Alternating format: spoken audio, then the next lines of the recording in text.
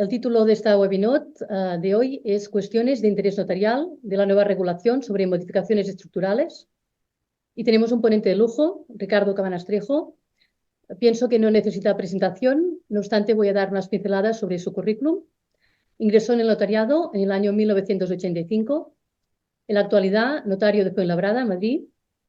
Profesor asociado de Derecho Mercantil de la Facultad de Derecho de la Universidad de Barcelona desde el curso académico 1989-1990 hasta el 1997-1998 y también de la Universidad Pompeu Fabra durante el curso académico 1999-2000, Universidad de Barcelona.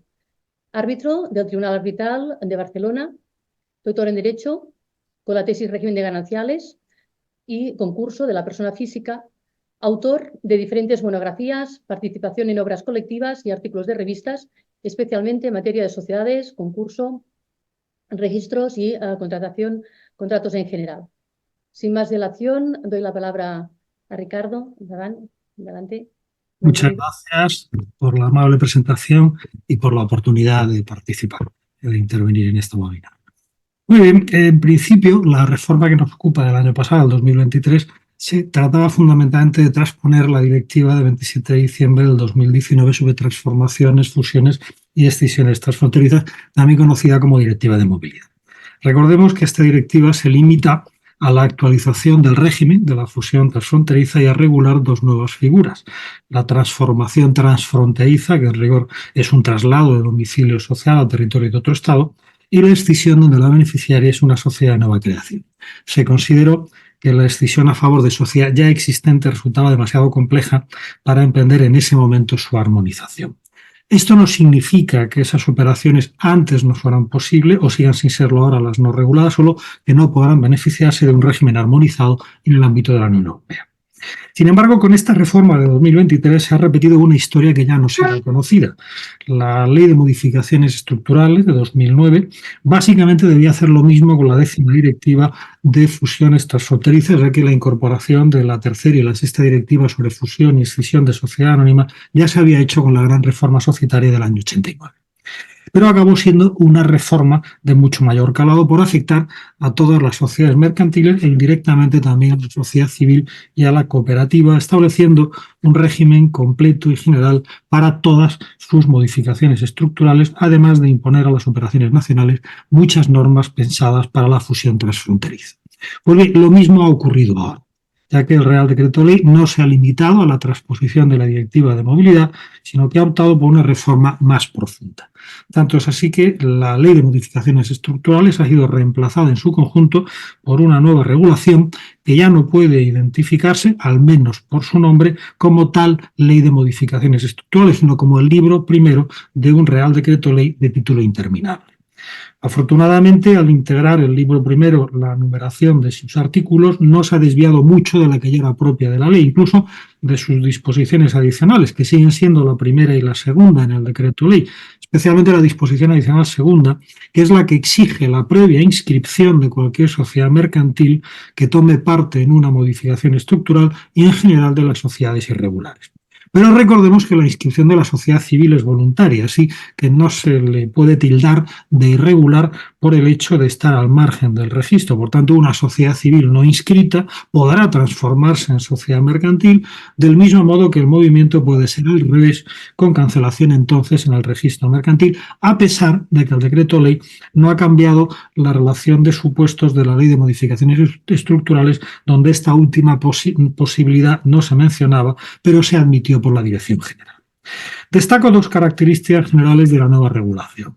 Desde un punto de vista sistemático, compacta la normativa mediante una regulación escalonada que, sobre la base de distinguir dos grandes bloques en función del elemento espacial, las operaciones domésticas y las transfronterizas, establece un amplio conjunto de disposiciones generales aplicables a todas ellas, en su caso con otras acotadas al subbloque transfronterizo, con singularidades que después se detallan y especifican para cada uno.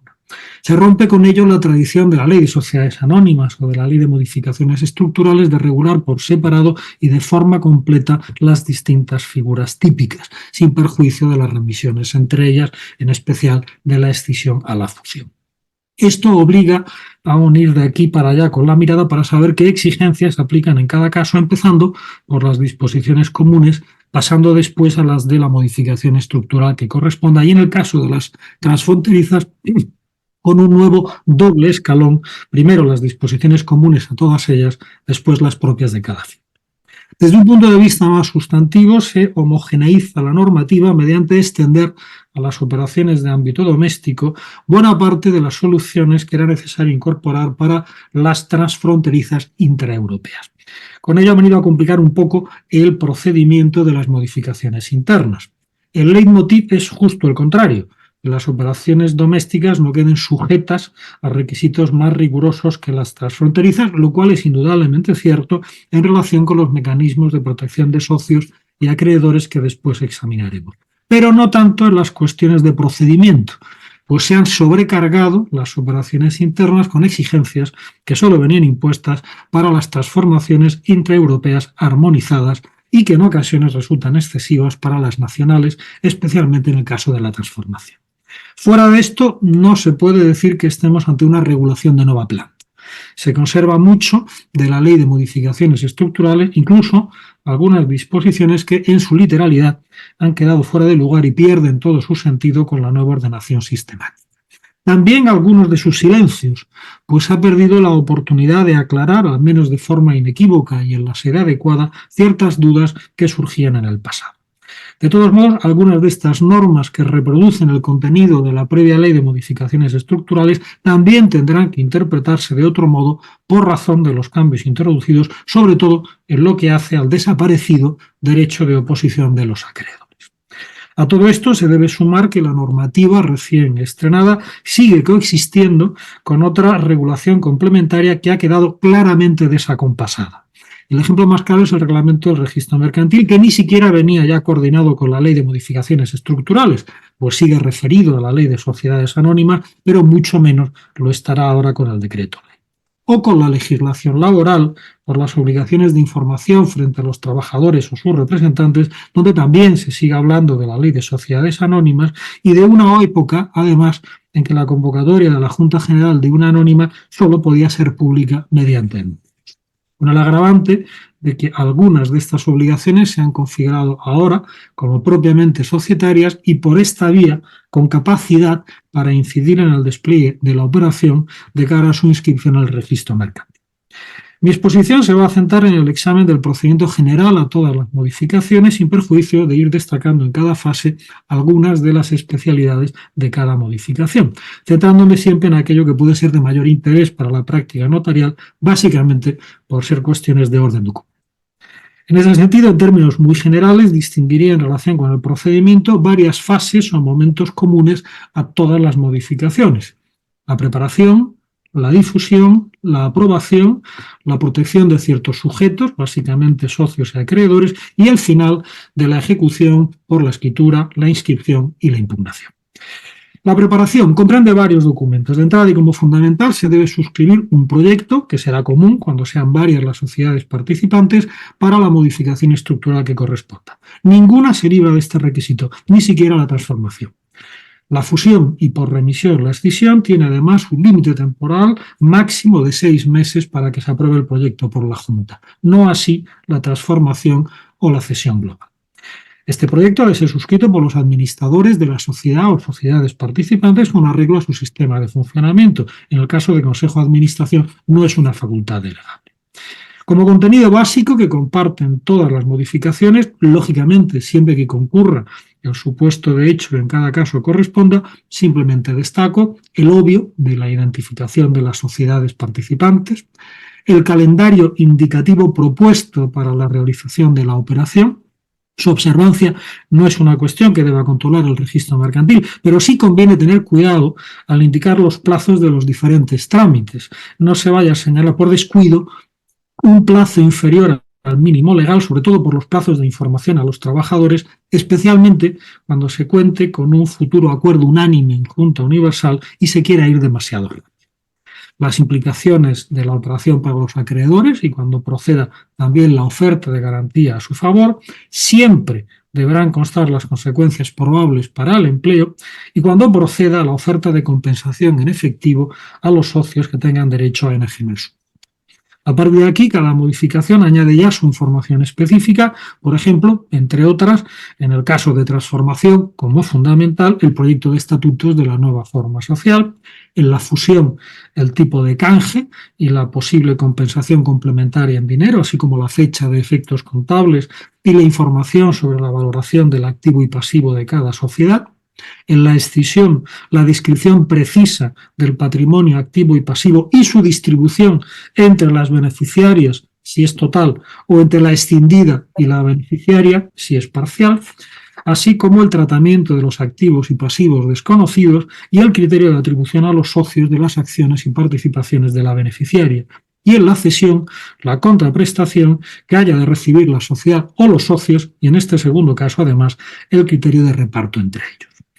Adviértase que forma parte del proyecto la acreditación de estar al corriente en el cumplimiento de las obligaciones tributarias y frente a la seguridad social mediante la aportación del correspondiente certificado. No procede entrar ahora en la crítica de este requisito, cuya exigencia podía venir justificada por la Directiva de Movilidad para las modificaciones transfronterizas, pero que constituye claramente un exceso en el caso de las operaciones domésticas, singularmente de la transformación donde no tiene lugar transmisión patrimonial alguna. Es un ejemplo de presión indirecta para que la sociedad cumpla con esas obligaciones, aprovechando la oportunidad que ofrece una modificación estructural, igual que se podía haber aprovechado cualquier otra excusa. De todos modos, hay que reconocer que también se está al corriente cuando la sociedad ha obtenido un aplazamiento o un fraccionamiento en el pago de sus obligaciones. Estos supuestos son todas las cuestiones que se pueden plantear. En cuanto al tipo de certificado, respecto de la seguridad social, se trata del certificado que debe expedir la Tesorería General y cuya tramitación electrónica automatizada se regula en una resolución de la misma Tesorería de 14 de febrero del 2023. En concreto, estaríamos ante un certificado de los llamados con efectos generales. ¿Es necesario el certificado si la sociedad no tiene trabajadores? Parece que sí, ya que pudo tenerlos en el pasado y entonces arrastrar deudas pendientes. ¿Y si se declara en la escritura que nunca tuvo trabajadores? No veo la razón de inadmitir esta declaración, pero creo poco probable que se acepte por un registro mercantil. El problema surge con las obligaciones tributarias, ya que las administraciones públicas implicadas pueden situarse en tres distintos niveles, en concreto estatal, autonómico y local, incluso otros estados de la Unión. Como regla general, cuando alguna normativa estatal exige para un propósito concreto la acreditación del cumplimiento de las obligaciones tributarias, suele remitir a su desarrollo reglamentario, así como, por ejemplo, con la Ley General de Subvenciones o la de Contratos del Sector Público. En el posterior desarrollo reglamentario, tratándose de sociedades, se viene a considerar que la sociedad se halla al corriente cuando está de alta en el IAE, presenta declaración por el impuesto de sociedades, declaraciones periódicas y resumen anual de IVA y no tiene deudas de naturaleza tributaria con el Estado. Solo cuando el órgano de contratación o concedente de la subvención depende de una comunidad autónoma o de una entidad local, se extiende a deudas de naturaleza tributaria con la respectiva administración autonómica. En nuestro caso no cabe esperar un desarrollo reglamentario, así que nos hemos de conformar con el decreto. Por ello debe tenerse en cuenta que estamos ante una normativa de ámbito estatal que realmente, solo por tratarse de una modificación estructural, a ninguna otra administración tributaria afecta de manera específica fuera de lo que ocurre con cualquier otro acreedor.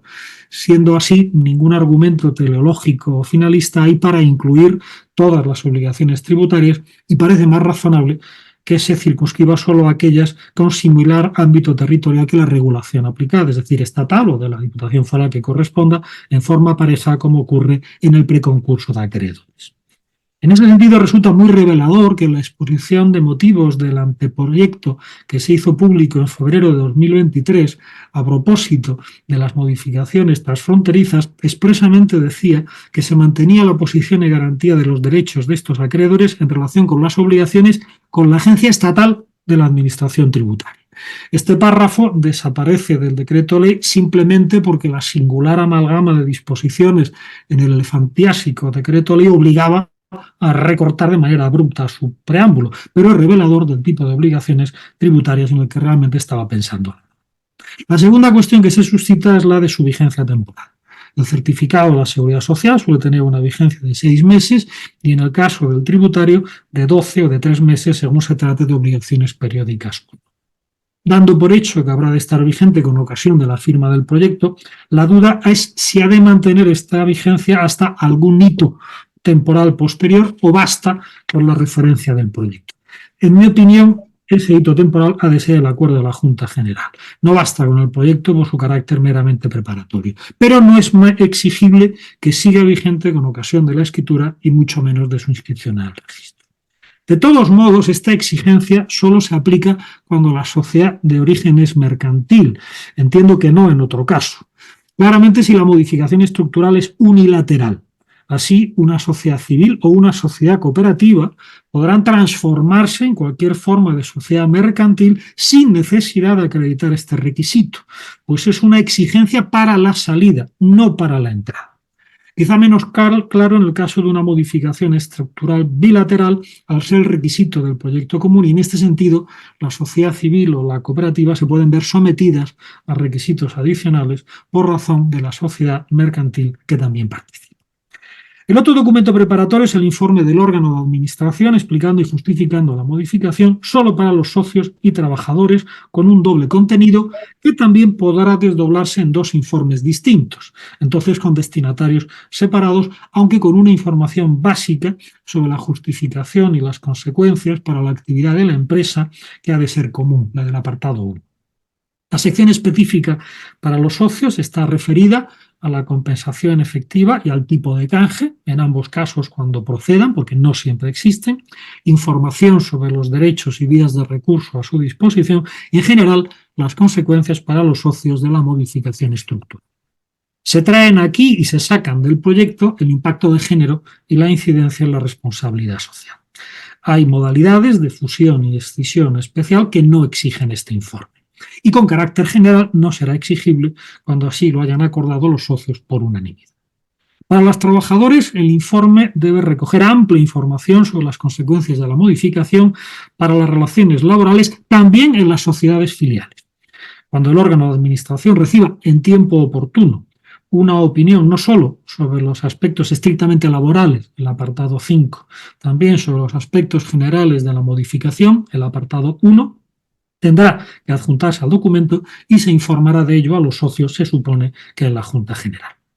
Recordemos que en la Ley de Modificaciones Estructurales este informe también se refería a las implicaciones de la fusión para los trabajadores, pero los trabajadores no eran sus destinatarios, solo los socios, con independencia de que después pudieran acceder a él por la vía de la información genérica prevista para la fusión. Ahora, una sección del informe se les dedica y comunica de forma específica y lo es, además, como una obligación puramente societaria, no laboral. Por eso, en aquellas operaciones especiales en las que expresamente se prescinde del informe de los administradores, caso de la absorción de sociedad íntegramente participada, veo difícil que la exención legal se extienda a esta sección. Y por ello entiendo que habrá de redactarse como informe único para la parte laboral. De hecho, con carácter general, en las disposiciones comunes se establece que esta sección solo es prescindible cuando no haya trabajadores ni en la sociedad participante, ni en sus filiales, o los únicos que haya formen parte del órgano de administración o de dirección, además de la transformación interna, sin haber contemplado en estas disposiciones las fusiones intergrupos. Pero que me parezca inevitable no significa que considere acertada esta exigencia. Ese rigor estaría justificado en el caso de las operaciones transfronterizas armonizadas, pues aunque la Directiva de Movilidad exime en general del informe de los administradores, solo lo hace respecto de la sociedad absorbida, no de la absorbente, que ha de informar entonces de las consecuencias laborales en la filial, es decir, la absorbida. Pero en las operaciones nacionales ninguna necesidad había de llegar tan lejos. Constituye un ejemplo del exceso de laboralismo, si se me permite la expresión, de la nueva regulación, pues el Estatuto de los Trabajadores ya regula esa información y la subsiguiente obligación de suministrarla con consecuencias sancionadoras en el ámbito laboral. Pero al incorporarla con esa rigidez a la legislación mercantil, se convierte en un requisito de la operación societaria que podrá afectar a su inscripción en el registro. El tercer documento preparatorio es el informe de un experto independiente designado por el registro mercantil.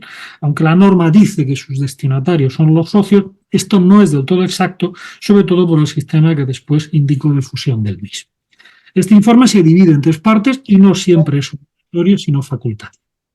La primera parte, cuando el socio tenga derecho a enajenar su cuota, debe pronunciarse sobre si es adecuada la compensación en efectivo ofrecida. Además, cuando haya tipo de canje en la fusión o escisión, también deberá hacerlo sobre si dicho tipo es adecuado. Pero el informe, aunque se regula en la parte común, no se exigirá cuando así se establezca en el régimen particular de cada modificación estructural, por lo que habrá que estar a las normas de cada. Así, en la fusión solo se exige cuando alguna de las sociedades participantes sea anónima o comanditaria por acciones, y en la escisión, aparentemente, cuando lo sean todas. Pero, sorprendentemente, en la transformación, es decir, en la operación doméstica a la cual es consustancial el derecho a enajenar, dispone el artículo 22 del decreto ley que el informe de experto solo será necesario en los casos de transformación en anónima o comanditaria por acciones y tendrá como único objeto la valoración de las aportaciones no dinerarias. Con lo cual, el experto, aunque esté nombrado, no se habría de pronunciar sobre la compensación en caso de enajenación, en abierto contraste con el régimen del antiguo derecho de separación, donde a falta de acuerdo siempre debía intervenir un experto designado por el registro mercantil. Obviamente, el socio podrá reclamar en la forma que después indico, pero no contará con el apoyo de la opinión de un experto pagado por la sociedad. La segunda parte del informe es sobre la cobertura del capital, solo cuando la resultante o la beneficiaria sea anónima o comanditaria por acciones. Aunque en el caso de transformación, ahora sí se deja claro que solo se trata de valorar el patrimonio no dinerario, que de forma bastante incorrecta se habla de aportaciones que no existen obviamente en un cambio de fondo. Al hilo de esto, me permito destacar que respecto de la transformación, el decreto ley sigue sin exigir la declaración expresa en la escritura de que el patrimonio cubre el capital social, como sí hace el reglamento del registro mercantil y ha reiterado la Dirección General. Teniendo la oportunidad de zanjar el tema, el decreto ley guarda silencio. De todos modos, por prudencia, creo que debe hacerse siempre esta declaración en la escritura. La tercera y última parte siempre es facultativa y contendrá una valoración sobre la adecuación de las garantías ofrecidas a los acreedores cuando tengan derecho a reclamar. El informe de experto debe estar vigente en el momento de celebración de la Junta. Recordemos que con carácter general estos informes caducan a los 3 meses con posible prórroga por otros 3. Aparte, existen otros documentos que también habrán de prepararse, como el balance de la operación que corresponda o el informe de auditor. Como regla, sirve el balance de ejercicio siempre que estuviera cerrado dentro de los 6 meses anteriores a la fecha del proyecto. Pero en la fusión se cuenta con la opción de un balance específico cerrado con posterioridad al primer día del tercer mes precedente, siguiendo los mismos métodos y criterios del último balance de ejercicio. Curiosamente, en la transformación no se alude a la posibilidad de un balance que no sea el de ejercicio. A pesar de ello, entiendo que debe admitirse, pues de lo contrario, las operaciones de transformación quedarían limitadas al primer semestre del año. Pero la antigüedad sería entonces de 6 meses, no de 3. En general, cuando se trata del balance de unas cuentas ya aprobadas, lo que hace la Junta es acordar que ese balance valga como balance de la operación, pero nada se opone a que en la misma Junta se aprueben las cuentas anuales del ejercicio anterior y se adopte su balance para la operación de modificación. Tampoco veo inconveniente en que el balance específico para la operación se anticipe a la aprobación de las cuentas del ejercicio ya cerrado. Como complemento, los administradores deberán informar a los socios de las modificaciones patrimoniales importantes entre su fecha y la de la Junta General. Respecto de la verificación contable, está referida al balance de las cuentas anuales cuando exista la obligación de auditar, aunque lo sea a instancia de la minoría para ese ejercicio concreto. Pero ello no impide que en ese caso la sociedad formule un balance específico para la modificación cerrado previsoriamente unos días antes al de las cuentas anuales, que entonces no tendría que auditarse.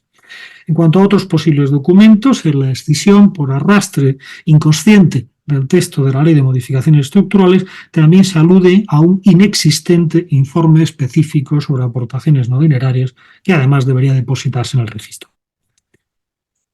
Hablo de difusión. de los documentos preparatorios. Empleo este término genérico para distinguir dos exigencias diferenciadas de divulgación de los mismos, a los que llamaré, de un lado, comunicación y de otro lado, publicidad. La comunicación tiene destinatarios específicos, de modo que la sociedad puede restringir su acceso solo a ellos. Básicamente se trata del informe del órgano de administración junto con el proyecto, aunque el proyecto también se publica, que se ha de poner a disposición de sus destinatarios, recordemos, socios y trabajadores, mediante la web corporativa y solo en su defecto mediante una remisión por vía electrónica, no en papel, con un mes de antelación a la Junta, 6 semanas en las transfronterizas. Respecto del informe de experto, aunque como veremos también es objeto de publicidad, se debe comunicar en el mismo plazo solo a los socios. Nada dice el decreto ley respecto de la forma, pero entiendo que habría de serlo del mismo modo que el informe de los administradores, al margen de lo que digo después sobre su publicidad. En la fusión y escisión, además, antes de la convocatoria de la Junta, el artículo 46 del decreto obliga a poner a disposición de socios, trabajadores, obligacionistas y titulares de derechos especiales mucha más documentación. Cuentas anuales de las sociedades participantes, balances, proyecto de escritura y otros. Se hará mediante la web corporativa y, en su defecto, no se debe enviar de forma automática, como en el caso anterior, sino que aquellos tendrán derecho a su examen en el domicilio social o a pedir su entrega o el envío gratuito, en este caso solo por medios electrónicos.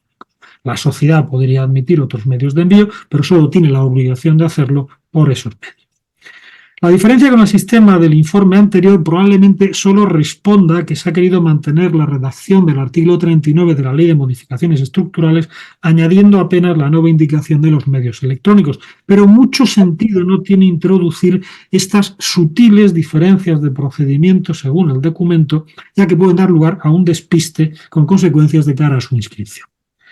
Junto a la comunicación estaría la que he llamado publicidad, la auténtica publicidad, que es la regulada en el artículo 7 del decreto, la cual se hace mediante mecanismos de difusión general, no restringida, pero se limita al proyecto, al anuncio, informando a socios, acreedores y trabajadores de su derecho a presentar observaciones al proyecto hasta 5 días laborables antes de la Junta General, y al informe de experto cuando exista, pero excluyendo la información confidencial. Se hará mediante la inserción en la web corporativa al menos un mes antes de la Junta General y ha de mantenerse hasta que finalice el plazo para el ejercicio de los derechos de los acreedores. En este caso, el posible depósito en el registro mercantil es facultativo. El hecho de la inserción en la web se debe publicar en el BOE. En ausencia de web corporativa, entonces el depósito en el registro mercantil ya es obligatorio, pues la difusión ha de ser general, abierta y gratuita. Ignoro cómo se aplicará, pero los aranceles registrales por esta publicidad no podrán superar la recuperación del coste de la prestación del servicio. Entiendo que sigue siendo aplicable el mandato del reglamento de que la calificación del registro se limitará a comprobar si los documentos presentados son los exigidos por la ley y si están debidamente suscritos. Curiosamente, en la cesión global se contempla el depósito en el registro mercantil como obligatorio, sin más, lo que debe interpretarse como un simple error por falta de acoplamiento a la regulación básica. En todo caso, no se puede convocar la Junta General hasta haber cumplido con este requisito de publicidad. Como puede verse, la variante informativa específica de la fusión del artículo 46 al que antes me referí responde más al modelo de la comunicación que al modelo de la publicidad, pues tiene unos destinatarios específicos. Pero en realidad se solapa y confunden en parte con la publicidad anterior, al menos para la página web, pues el nuevo artículo 46 no lo limita a los documentos que detalla, sino que también la extiende a los especificados en las disposiciones. Por tanto, cuando exista esa página web, tanto los documentos del artículo 46 como los documentos del artículo 7 se difunden por medio de aquella y con la posibilidad de descargarlos e imprimirlos, aunque los del primer precepto podrán ver restringido su acceso solo a los sujetos mencionados. En caso de no tener página web, únicamente los del artículo 7 serán objeto de depósito en el registro mercantil, pero todos esos documentos, sean los mencionados en uno o en otro precepto, se han de poner a disposición de esos sujetos en la forma que antes indiqué. De esta puesta a disposición, la sociedad debe avisarles por medio de la convocatoria de la Junta General, aunque en rigor este aviso solo llega a quienes son llamados a la Junta, es decir, los socios cuando la convocatoria se hace mediante comunicación individual y no por publicación de un anuncio, y todavía más claro si todavía está prevista una comunicación informal para Junta Universal. Los demás interesados por esta vía no se enteran. Es una incoherencia que se viene arrastrando desde la Ley de Sociedades Anónimas en un momento en que la convocatoria de junta de una anónima necesariamente debía hacerse mediante anuncios publicados, lo que permitía un conocimiento general por todos los interesados. Al admitir la comunicación individual, falla la premisa. De todos modos, y al final con carácter general, todo se va a resolver en una manifestación de los otorgantes de la escritura de haber cumplido con esta obligación de información del artículo 46 con la antelación prevista sin más detalle, con independencia de que además el registro mercantil pueda acceder al contenido de la convocatoria de la Junta. Es curiosa la situación del balance de transformación. En la Ley de Modificaciones Estructurales, junto con otros documentos, debía ponerse a disposición de los socios en el domicilio social con posibilidad de pedir su entrega o envío gratuito, incluso por medios electrónicos, con ocasión de convocar la Junta. Ahora realmente no se sabe cuándo, pues no es objeto de la publicidad preparatoria del artículo 7 ni se ha previsto una puesta a disposición específica como sí ocurre en la fusión. No obstante, dado que la Junta General expresamente debe pronunciarse sobre su aprobación en aplicación del régimen general de la Ley de Sociedades de Capital, será preciso que en la convocatoria se destaque el derecho de los socios de examinar el balance en el domicilio social, así como pedir su entrega o el envío gratuito, pero ahora no se alude al medio electrónico. Como puede verse, después de haber diseñado un régimen común a todas las modificaciones, en la regulación singular de cada una se mantienen residuos de la Ley de Modificaciones Estructurales con diferencias en ocasiones muy de matiz, pero que conviene tener en cuenta. Si pasamos a la aprobación, corresponde a la Junta General, con la excepción de aquellas fusiones especiales en las que se prescinde de la aprobación por la Junta de la sociedad absorbida y en ocasiones, cumpliendo determinados requisitos, también de la sociedad absorbente. En ese sentido, de forma muy sutil, parece que el decreto ley no permite acudir a la ficción de que el acuerdo de la Junta General de la sociedad absorbente valga a ciertos efectos como si también lo fuera de la sociedad absorbida, y exige un acuerdo expreso que habrá de ser objeto de publicación o comunicación entonces de su órgano de administración, aunque solo alude al Consejo. En el caso de la cesión global, no será necesario el acuerdo de la Junta cesionaria, bastando el acuerdo otra vez del Consejo de Administración, salvo que la cesión global tenga por objeto la adquisición de activos esenciales. La Junta General debe tomar nota de las observaciones de socios, acreedores y trabajadores. Por tomar nota se ha de entender la mera información que sobre las observaciones presentadas suministre la mesa de la Junta o los administradores presentes sin necesidad de una votación específica, pero siempre antes de la votación del acuerdo sobre la modificación. A efectos de su inscripción bastará con indicar que se hizo sin más detalle. Solo en las operaciones transfronterizas, cuando se deba expedir el certificado previo, el registro mercantil accede a estas observaciones según resulten del acta de la Junta. Las mayorías son las de la Ley de Sociedades de Capital que se incorporan al decreto ley, ya no hay remisión, y se limita además el posible refuerzo estatutario al 90% de los derechos de voto que correspondan al capital social presente o representado en la Junta General. A pesar de ello, en el caso de la sociedad limitada, creo que este refuerzo debe entenderse referido a su propia base de cálculo, como prohibición de exigir en los estatutos una mayoría superior al 90% de los votos correspondientes a las participaciones en que se divide el capital social. Como curiosidad, el traslado del domicilio social al extranjero, lo que ahora se llama transformación transfronteriza, ha perdido su plazo especial de convocatoria de Junta General de 2 meses del anterior artículo 98 de la ley. La fusión, la escisión y la escisión sí que tienen un plazo especial de 1 mes, que se aplica a su equivalente transfronterizo por la remisión genérica al régimen común, pero la transformación transfronteriza ni tiene norma propia en el capítulo 3 del título 3, ni la conoce en el régimen doméstico, lo que da como resultado la aplicación del general de la Ley de Sociedades de Capital, en el caso de una limitada, 15 días. En cuanto al contenido del acuerdo, la Junta se pronuncia mediante la aprobación o no en bloque del proyecto previa aprobación del balance. La publicidad del acuerdo se hará mediante el BORME y la página web y, en ausencia de esta última, en uno de los diarios de mayor difusión en las provincias en las que cada una de las sociedades tenga su domicilio. En el anuncio será constante el derecho que asiste a los socios y acreedores de obtener el texto íntegro del acuerdo y del balance presentado, y como en el pasado no será necesaria la publicación cuando se comunique individualmente por escrito o vía electrónica a todos los socios y acreedores por un procedimiento que asegure la recepción de aquel en la dirección que figure la documentación de la sociedad. Interesante el régimen de lo que antes se llamaba fusión express y que ahora pasaría a ser modificación estructural express, pues el artículo 9 del decreto ley la extiende a todas ellas. La nueva normativa mantiene la exención publicitaria, ahora referida a dos documentos, el proyecto y, en su caso, el informe de experto, este segundo cuando existe. Tengamos presente que la segunda parte del informe de experto no es disponible cuando concurre su supuesto de hecho, pues atiende a exigencias de cobertura del campo. Pero el proyecto ha de existir siempre, y aunque no se publique en la forma que antes indiqué del artículo 7, sí que ha de ser objeto de la fusión y de la escisión de la divulgación prevista en el artículo 46, que puede hacer necesaria su inserción en la web corporativa, con posibilidad entonces de restringir su acceso y con una antelación no referida en su caso a la convocatoria de la Junta, pero sí a la fecha prevista para su reunión como Junta Universal.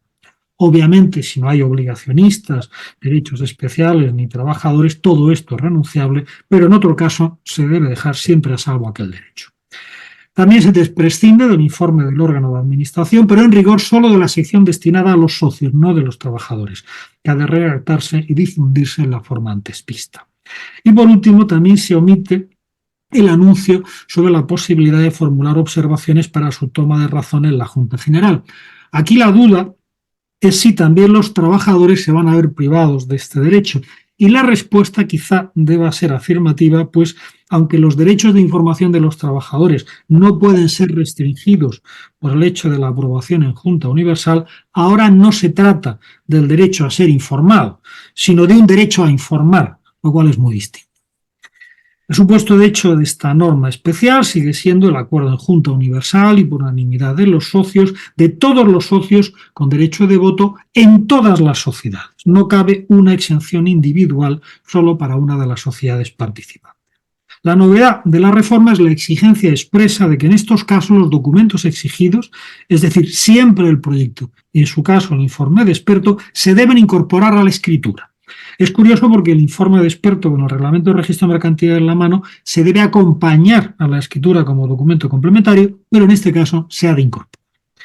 De todos modos, la ausencia de publicidad preparatoria plantea un serio problema en relación con los acreedores, no tanto por el corte temporal para saber qué acreedores tienen o no derecho a reclamar garantías, fácilmente resoluble por referencia a la publicación o comunicación del acuerdo, sino porque los acreedores no tendrán acceso a una información esencial para hacer uso del mismo. Como ellos no son destinatarios de la información prevista en el artículo 46, su única vía de acceso es la publicidad preparatoria y en su ausencia no queda otra que buscar una alternativa. El problema es que el artículo 10 del decreto ley, al regular la publicidad del acuerdo, solo les reconoce el derecho a obtener el texto íntegro del acuerdo adoptado y del balance presentado, nada más. Solo de forma indirecta, por la exigencia de que el acuerdo de la Junta se ajuste al proyecto, los acreedores acceden a la información sobre las garantías ofrecidas, ya que se aprueba por la Junta General, pero no a los aspectos puramente informativos del proyecto, en especial las implicaciones de la operación para ellos, ni a la posible declaración sobre la situación financiera, ni a otros documentos como el informe del experto, a pesar de que este último, si existe, es decisivo para el ejercicio de su derecho.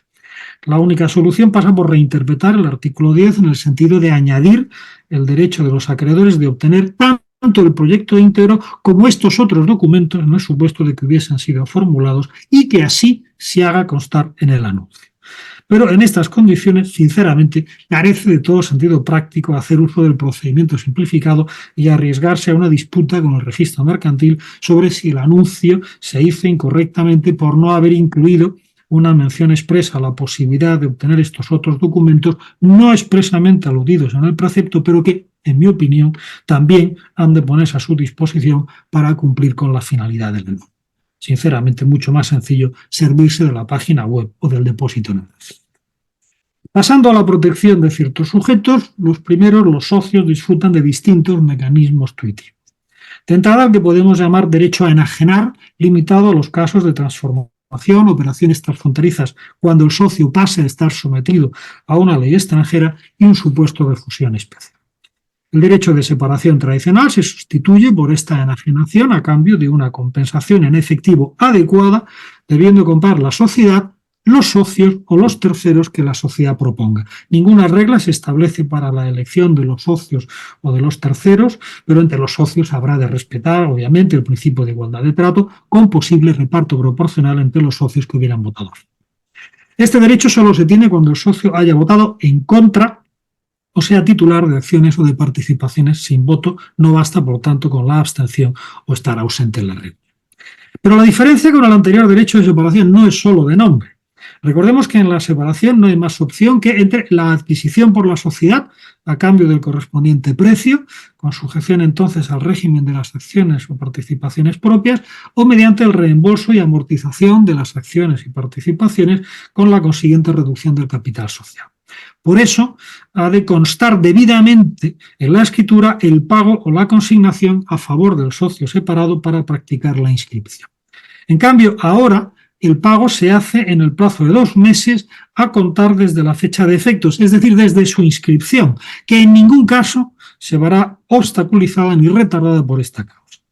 Una vez ejercitado, la formalización de la venta podrá seguir el modelo del derecho de separación en el sentido de un otorgamiento unilateral de la escritura pública de adquisición sin intervención del socio enajenante una vez efectuado el pago del precio o consignado su importe.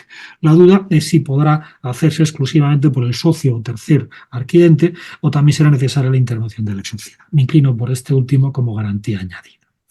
Por otro lado, al tratarse de un supuesto de enajenación, aunque pueda serlo a favor de la sociedad, desaparece cualquier vestigio de su ejercicio en la escritura de modificación estructural.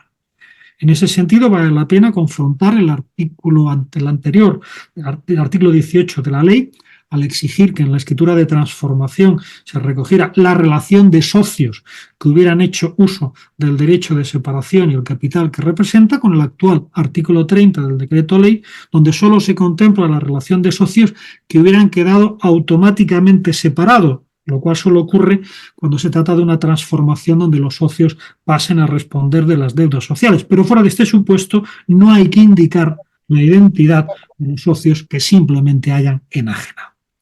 Si el socio discrepa de la compensación ofrecida, puede acudir al juez mercantil o al árbitro previsto en los estatutos reclamando un complemento.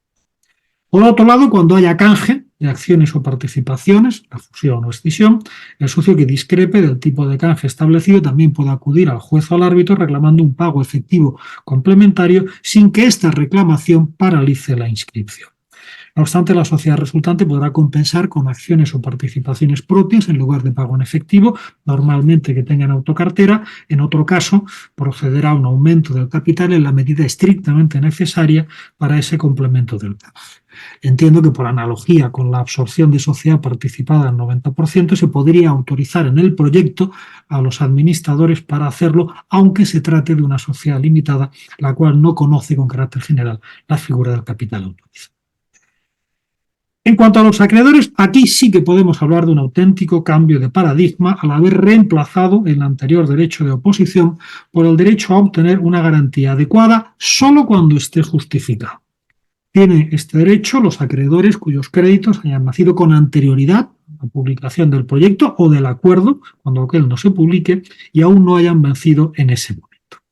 En principio será aquella garantía que ofrezca la sociedad en el proyecto si quiere, pues puede considerarlo innecesaria, y cuya idoneidad el experto puede valorar también si quiere la sociedad, pues tiene que pedirlo, del mismo modo que puede no hacerlo, en cuyo caso el experto no se pronuncia sobre dicha adecuación. Si el acreedor no está de acuerdo con la ofrecida o con la ausencia de oferta, tiene distintas opciones según hubiera existido o no pronunciamiento del experto sobre el particular y según hubiera sido la opinión de este. En ausencia de informe previo, el registro mercantil debe designar un experto. Al final, si no hay aveniencia posible, decide el juez con el riesgo para el acreedor de tener que asumir entonces el coste del informe. Pero en ningún caso el ejercicio de este derecho paraliza la operación ni impide su inscripción en el registro mercantil. El plazo de ejercicio es de 1 mes desde la publicación del proyecto, 3 meses en las transfronterizas. Ahora bien, como exigencia inédita, el acreedor debe demostrar que la satisfacción de su derecho está en riesgo y que la garantía ofrecida no es adecuada. Ciertamente, la carga de la prueba siempre está de su parte, pero la ley presume además, salvo prueba en contrario, que la garantía es adecuada cuando así lo constate el experto, si ha sido nombrado y se le ha pedido, o la sociedad simplemente haya emitido una declaración específica sobre su situación financiera que se adjunta al proyecto para su publicación. En particular, debe declarar que no conoce ningún motivo para que la sociedad, después de la modificación, una vez surta efecto, no pueda responder de sus obligaciones al vencimiento de estas. Entiéndase que no pueda responder la sociedad receptora, aunque lo declara la sociedad transmitente. Cuando no sea así, para que se derive alguna consecuencia negativa para la sociedad, parece que la carga probatoria para el acreedor entonces tendría que ser mucho más liviana, pero la sigue soportando. En ese sentido, puede ser de interés para la sociedad dificultar la posición procesal del acreedor con esa declaración. De todos modos, ningún reflejo tiene este mecanismo protector en la escritura fuera de lo que son sus hitos publicitarios como mera exigencia del procedimiento, es decir, la publicidad del proyecto y respecto de su contenido, el registro apenas ha de comprobar que se haga la oportuna mención, aunque solo sea para declarar que no se ofrecen garantías, y la del acuerdo por el derecho de información de los acreedores. Nada se tiene que decir en la escritura sobre el hecho de que algunos acreedores hayan notificado a la sociedad su disconformidad ni el estado del procedimiento. Entrando ya en lo que es la ejecución, se mantiene la exigencia de escritura pública. En el caso de la fusión se sigue hablando de elevación a público del acuerdo, pero una escritura común para todas las participantes, aunque de forma separada dentro de la escritura para las circunstancias de cada una.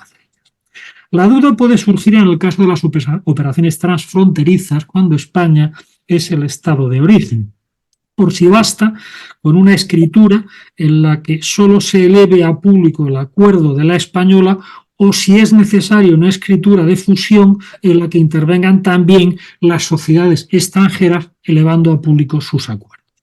Entiendo que esto segundo, al ser un trámite que le viene impuesto a la sociedad extranjera por razón del procedimiento de fusión en la parte que necesariamente está compartida, por eso hay que someterse a la norma más severa. No es que dentro de su ámbito nacional surja un nuevo requisito de forma para la sociedad extranjera, sino para permitir que la sociedad española cumpla en el suyo con un requisito propio para el cual necesita la colaboración de las demás. Cuando España sea el estado de destino, la cuestión quizás se complique un poco más. Se puede plantear aquí con más fundamento si es necesario que la extranjera eleve a público su acuerdo y si no bastaría entonces con el certificado previo de su autoridad competente. No obstante, entiendo que seguirá siendo necesario el otorgamiento de la escritura de fusión, aunque todas las sociedades intervinientes sean extranjeras, por ser española únicamente la sociedad de nueva creación. No necesitarán las extranjeras esa escritura para obtener en su estado el certificado previo, pero sí para inscribir en España la nueva sociedad, ya que el registro español debe controlar la legalidad de la operación en lo relativo a la realización de la fusión transfronteriza y a la constitución de la nueva sociedad o las modificaciones de la sociedad absorbente según el derecho de nuestro país. Sobre los documentos que deben incorporarse o simplemente acompañar a la escritura, vale lo dispuesto en el reglamento del registro mercantil, con los cambios que ya provocó en su día la ley de modificaciones estructurales y que ahora se mantiene en el decreto ley. Por ejemplo, la necesidad de incorporar los balances de todas las sociedades participantes y no solo de las sociedades que se extinguen, con alguna novedad como la que hemos visto de incorporación del informe de experto en caso de acuerdo. En las operaciones transfronterizas, en cambio, son muchos más los documentos que deben unirse a la escritura. En cuanto a un posible otorgamiento por videoconferencia, en la transformación no hay aportación alguna, ya sea dineraria o no dineraria, a pesar de alguna inexactitud expresiva del decreto ley, como la del artículo 22 ya indicado. Por ello, no veo inconveniente en su empleo. Más problemática la fusión o la escisión, pues como acto societario presentan singularidades que no permiten hablar en sentido estricto de una aportación no dineraria de los socios al capital social, aunque se constituya una nueva sociedad o la sociedad absorbente aumente su capital social, por lo que entiendo cabe plantear la posibilidad de ese otorgamiento. Por otro lado, se reafirma la naturaleza constitutiva de la inscripción y se añade para todas las modificaciones estructurales, a pesar de que solo venía exigido para las transfronterizas armonizadas, su naturaleza convalidante, al disponer que no se podrá declarar la nulidad de una modificación estructural una vez inscrita.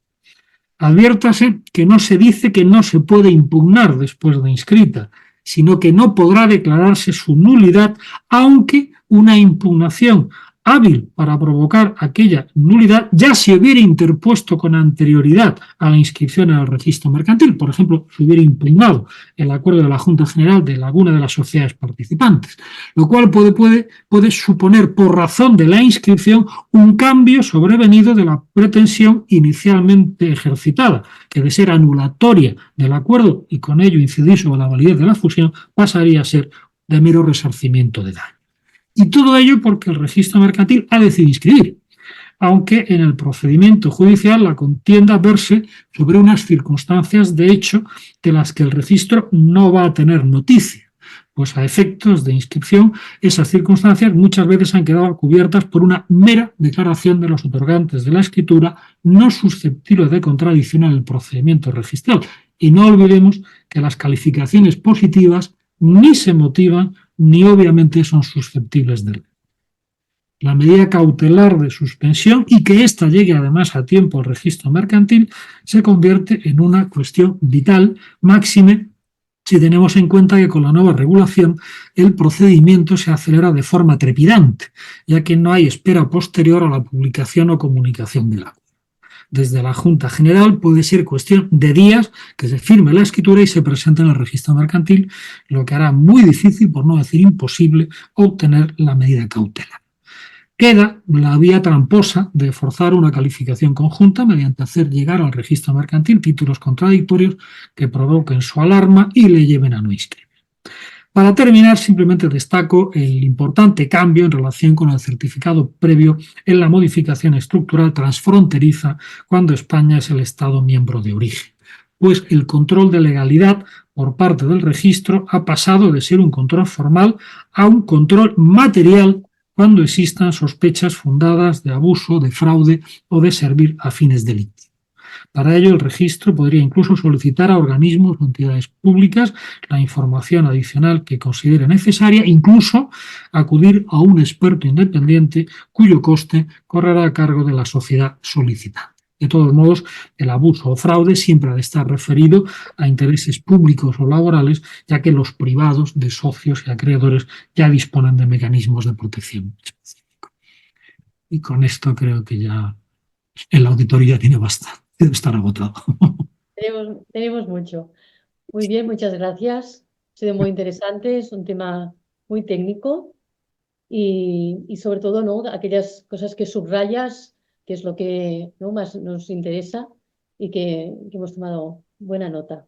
Perfecto. Gracias a vosotros y a vuestra disposición para cualquier otra invitación.